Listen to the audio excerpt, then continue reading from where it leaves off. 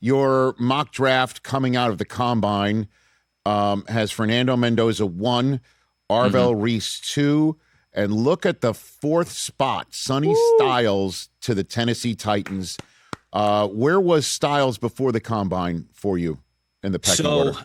I felt as though Styles was one of the best prospects in this class before the combine. But entering combine week, it kind of felt like, all right, the earliest range that we would talk about him was 5 to the Giants. And even then, it's like, do you take a linebacker that early kind of a thing? So I think the earliest that you would have seen is number 5. Guys, I'm going to be honest. I think 5's the floor now. I think if he is on the board, he doesn't get past the New York Giants, given everything that he could be for that defense, how he transforms, what the rest of the guys are doing. I mean, when I watch Sonny Styles tape, not only am I impressed individually with what he's able to do, but you just got to think about that defense. Think about how Caleb Downs is running all over the place, making different plays. He's a free safety, strong safety, slot defender, sometimes like that pseudo linebacker type of role. Think of Arvell Reese as well. Dude's all over the field.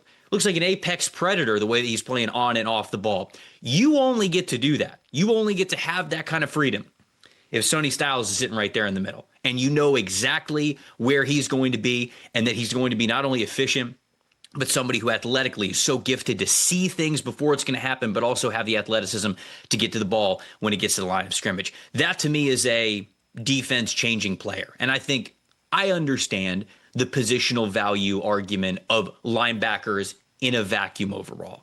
But you talk about players who are as good as Sonny Styles is, this isn't on the same plane. We're not having the same conversation. We're talking about a Fred Warner type of ceiling of what you could be for an NFL team. That to me is how good Sonny Styles is. He's not as good when it comes to the drop back coverage thing as Fred Warner was when he was coming out. But man, you look at everything that he brings to the table and how athletic he is and how you could teach him a lot of that stuff. I just think the sky's the limit, and I have a hard time thinking he gets out of the top 5 now. Why do you think the Jets choose Arvell Reese over everybody else not named Fernando Mendoza?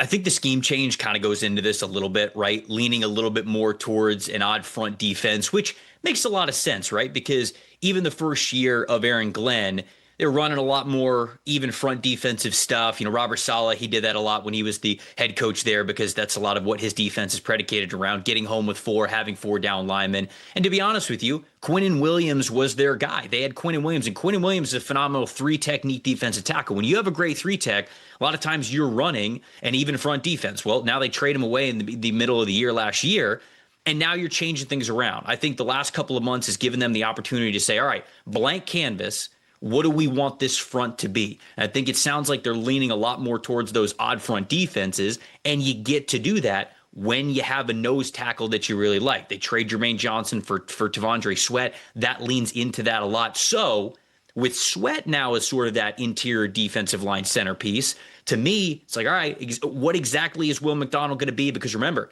Will McDonald played a lot of 4-eye defensive end in an odd front defense when he was at Iowa State. So he's played a lot of that in his college days. He plays a little bit more as a traditional outside linebacker pass rusher for you with the Jets.